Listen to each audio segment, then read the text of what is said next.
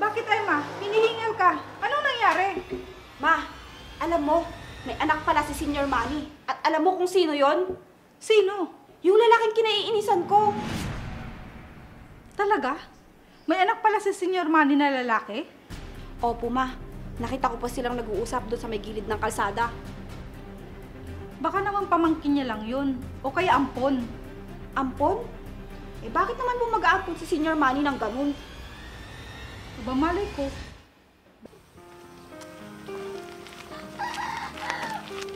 Ang ganda ng babaeng dumaan.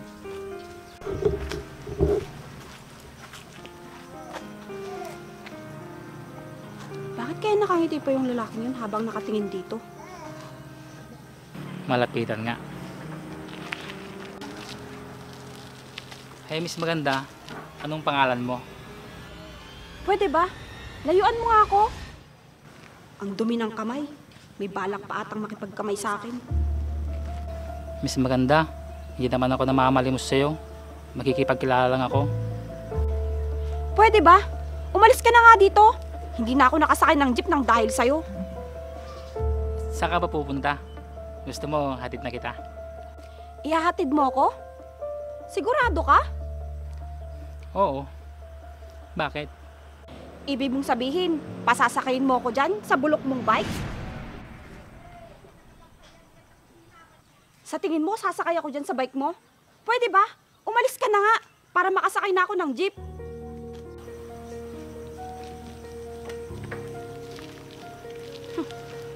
Buti sana kung kotse pa.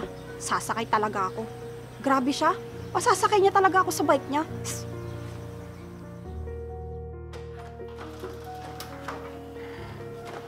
Bakit ganyan naman ang mukha mo?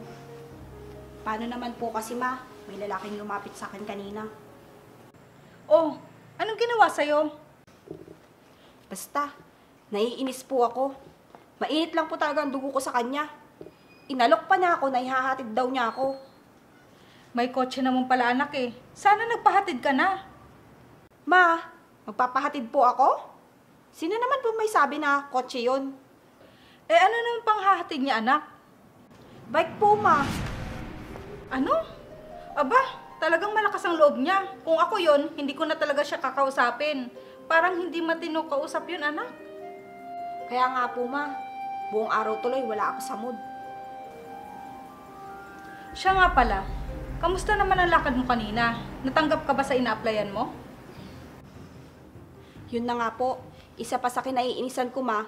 Pagdating ko po sa opisina, hindi daw po qualified dahil college graduate daw po ang kailangan nila. Hindi bali anak, marami pa naman dyan mapapasukan. Maghahanap na lang po ako ng iba, ma. Paano na kaya mga utang ko? Akala ko pa naman, makakahanap na si Emma ng trabaho ngayong buwan. Ma, ano pong iniisip mo? Anak, paano na yung mga bayarin ko? Wala ka pa naman trabaho. Hayaan niyo po. Gagawin ko po ang lahat para kumita.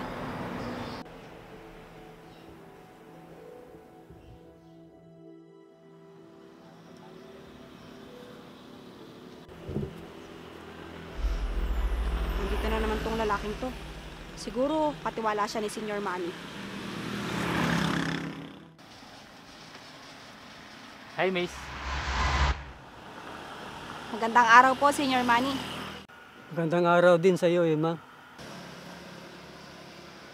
Emma pala ang pangalan mo? Sige po, Senior Manny. Tuloy na po ako. Hindi, ingat ka, Emma. Sir JR! Sir JR! Sir JR? Bakit niya kaya tinawag yung lalaking yun lang, sir? Ano yun, Jerry? Sir JR, Senior Manny, may masamang balita po.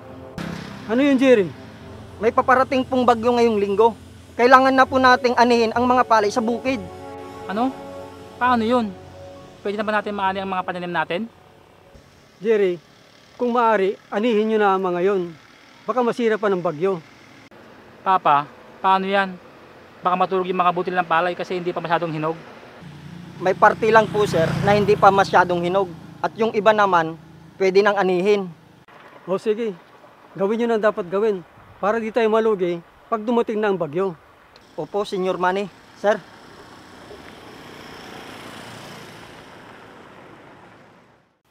Papa niya si Senior Manny. Paano naman nangyari yun? Eh, hindi naman siya mukhang mayaman.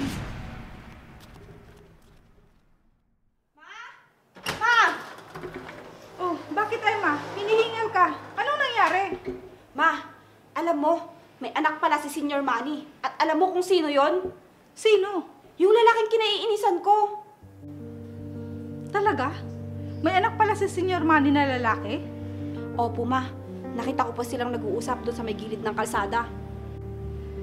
Baka naman pamangkin niya lang yun. O kaya ampon. Ampon? Eh, bakit naman po mag-aampon si Senior Manny ng ganun?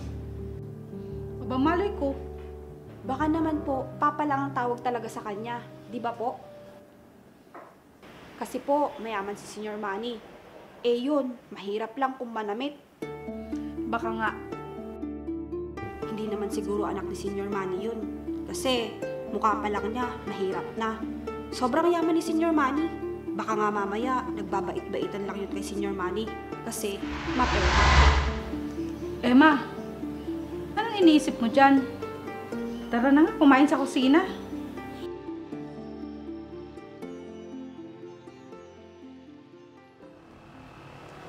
Sino kaya yun? Mukhang may bisita si Senior Manny na pogi.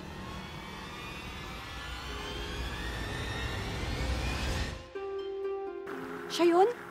Yung tumatawag ng papa kay Senior Manny? Miss, mukhang kanina ka pa nakatitig kay Sir Jera.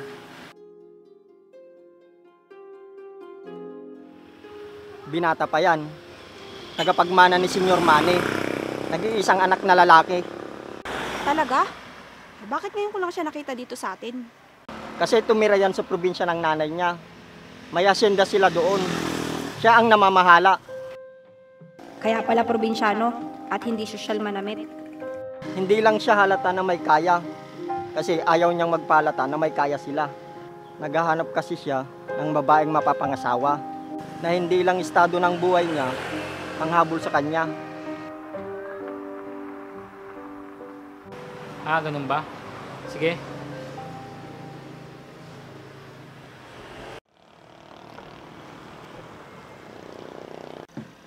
Diyan ka na pala. Kumusta pala yung mga palay na naani nyo? Ayos na po, sir. Ayun, binibilad na po ng mga kasama ko habang hindi pa umuulan. Salamat. Mabuti naman at nakain tayo agad. Sir, pwede ko po ba kayong makausap? Sige na po, sir. Pupuntahan ko po muna si Senyor Manny. Sige, Jerry. Sige po. O bakit? Ano yung sasabihin mo, Emma? Pasensya ka na sa inasal ko nung nakarang araw. Ayos lang yun. Wala na sa akin yun. Naikwento na po sa akin ni Kuya Jerry na nag-iisang anak pa daw na lalaki ni Senior Manny. Oo. At matagal din akong tumira sa probinsya ng nanay ko. Mali po pala ako ng pagkakakilala sa inyo noon. Hindi ko naman po kasi alam. Tuloy ka sa bahay. May merienda doon. Nakakahiya naman po, sir. Nako, huwag ka nang mahiya. At isa pa, gusto ko rin magkaroon ng kaibigan dito. Sige na nga po. Napilit ka eh. Tara na.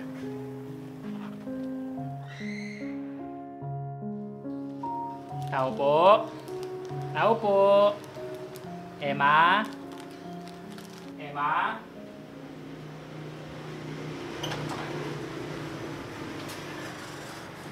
Sino po sila? Magandang araw po. Andiyan po ba si Emma? Sandali lang at tatawagin ko.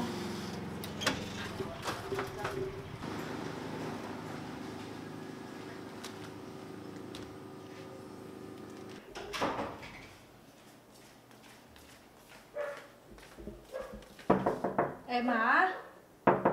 Emma? Emma?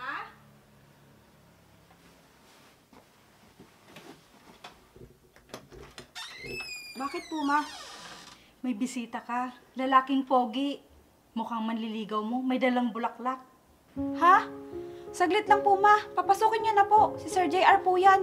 Mag-aayos lang po ako ng buhok. Ganun ba? Siya yung anak ni Senior Manny? Sige, papapasukin ko na.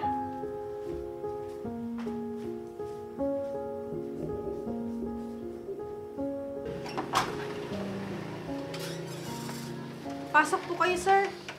Sige po.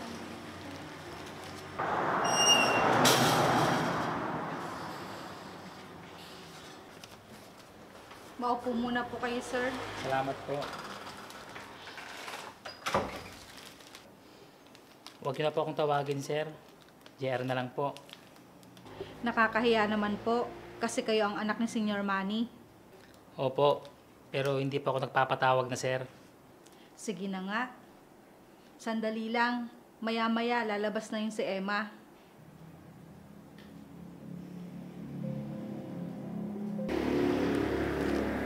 Nandiyan na pala siya. Sige, maiwan ko muna kayo. Sige po.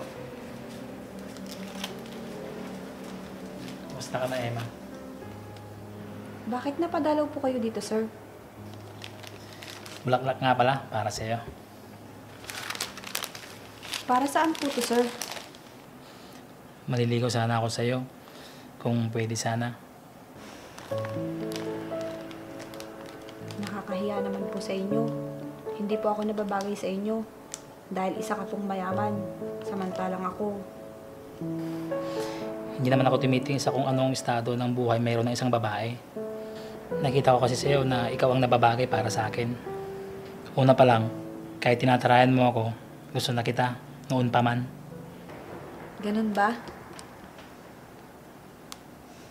Ibig bang sabihin ng mga ngiti mo, may pag-asa ako? Pero sandali lang. Siyempre, kilalanin muna natin ang isa't isa bago ang lahat.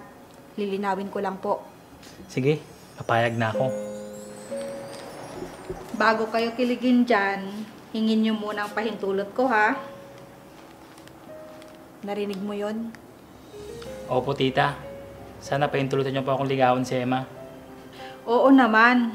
Basta, huwag mong sasaktan ang anak ko. Makakaasa po kay tita. Sige, maiwan ko muna kayo, ha? Ipaghahanda ko lang kayo ng merienda. Sige po, ma. Emma, yung bulaklak na gustuhan mo ba? Oo naman. Ang ganda at ang bango pa.